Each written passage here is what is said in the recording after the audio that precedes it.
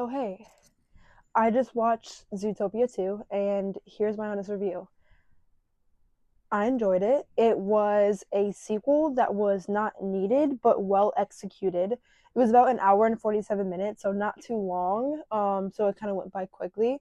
But I was entertained. It was funny, it was quirky. I was honestly laughing in my seat. And it was just like heartfelt. I feel like I don't have a lot to say. So, honorable mention to this guy. Every time you hear his voice and you see this guy's face, like you know it's him and you know it's just going to be hilarious and enjoyable. I swear they make every single character look like him somehow and sound like him. So when I saw the horse and I heard him say one word, I was like, I know exactly who this is. That's my guy. He is easily rage baited, and he's hilarious, and his crash outs are valid at all times. So I really enjoyed that. Although he didn't crash out much in this movie, he was kind of soft in this movie. He had a little bit of pride going on, a little bit of self love and beauty, but he seemed to be a caring character, honestly. Which, I mean, maybe it's not surprising, but it was a little bit. And he was the mayor in Zootopia 2. Basically, the plot is there's this reptile, this snake, and apparently snakes have been banned from Zootopia for as long as we can remember, from since like the weather walls were built. And I guess here's my spoiler warning. So Nick and Judy, they're partners after like their whole big break they had in the first movie. They are chasing this case. They end up catching the bad guys, but they like destroy half of the city. So Chief Bogo, Idris Elba, love him. He is kind of like, hey, you guys, the media is starting to hate you. You guys are not good partners. So they go to partner therapy. Um, I'm getting lost. So basically, there's a snake, and his name is Gary, and he is at this gala. Judy and Nick go to the gala as well, undercover, because they believe the snake is going to strike and take this journal that has like these big secrets. And then we're introduced to the Lynx family as well at this gala. So new characters kind of just spawn in, but they're really important, and they're kind of like corrupted royalty. So they're all evil besides their one son, who is kind of like an outcast, and he's super sweet.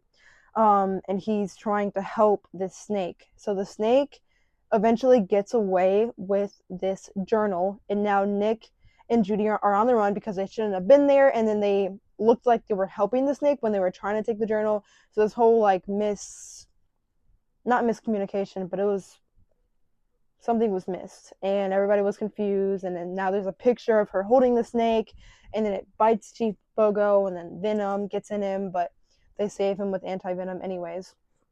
So this one Lynx guy and Gary the snake, they run away with the journal. Judy and Nick go on this entire mission to kind of find them, but at this point Nick wants to go into hiding and get like new names and just hide out until everything dies down. So because the police are looking for them, Judy just wants to follow this because she wants to help and like save the world basically. So they disagree on that, but Nick ends up doing what Judy wants. So that happens. Sooner or later they find the snake, and they kind of get like the police come.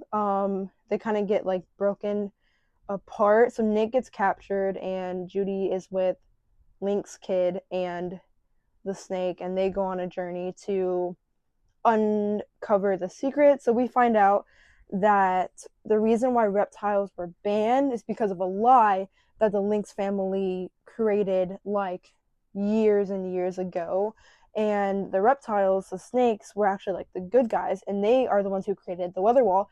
And that is the secret that's in the book, the journal, that the Lynx family stole. And they ripped out the page that Gary's grandmother had in there that proved that she was the author, and he replaced it with like the Link's grandfather replaced it with his own page. So that's what happened. And the whole mission is that you have to find the original page that the grandmother hid and show the world that reptiles are good and let them come back home. So basically, Nick ends up breaking out of prison. Now Judy, Gary, and the Link's son are in one of the weather walls to turn on the power so the lighthouse shines so they can find where the grandmother lived, basically. There's like a picture of the grandmother in the lighthouse, so they gotta turn it on. So, long story short, the Link's kid is actually evil. So he does this whole reverse character development, and he was doing this the whole time so he can prove to his family that he's worth something. His family still doesn't care about him, but he tries to steal all of this, and then he starts killing people, or he tries to kill people. No one actually dies besides him, but then he didn't actually die.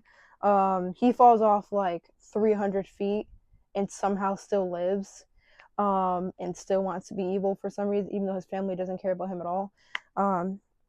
Anyways, they turn on the power. They're going to find the lighthouse, and they find it. And then once they get in there, the Link's brother, because he's still alive, the kid, he throws fire, and then everything like burns up. But the page didn't burn up because they got it out in time. And then I'm getting lost. It doesn't matter. But the mayor, I think his name is Windbreaker. He starts piecing the Link's family together, or he starts piecing them, like he starts attacking all of them basically, and he beats all of them up, and then they get sent away, and then the truth is uncovered because they had the real page, and then Judy and Nick are heroes again, and then there's like one point in the movie where they like confess their love to each other, and it's really sappy and it's really adorable, and it made me want to throw up, but it was really cute.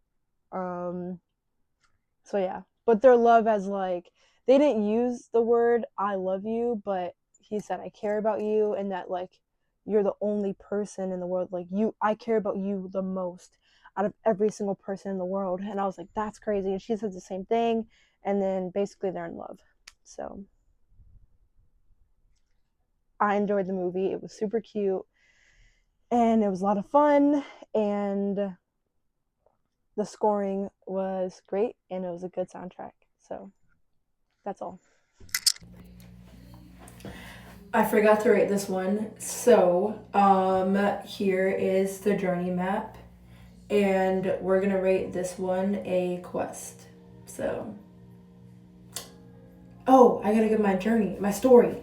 Okay, so basically, I was on this train, and it's like a bullet train, and me and my partner, we jumped off of it because we saw someone like robbing someone. So we jumped off and we saved the girl, and we beat the guy up, but we beat him like too badly. So we ended up getting like arrested for attempted manslaughter, but they let us go, and we still saved that girl, and the guy deserved it.